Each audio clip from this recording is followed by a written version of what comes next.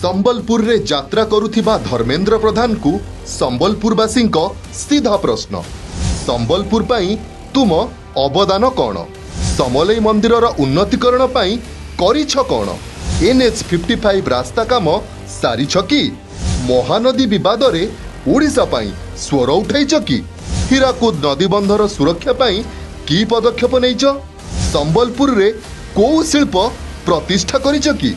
किछि नकरी को मुहरे भोट मागिबा को पळै आसुछ?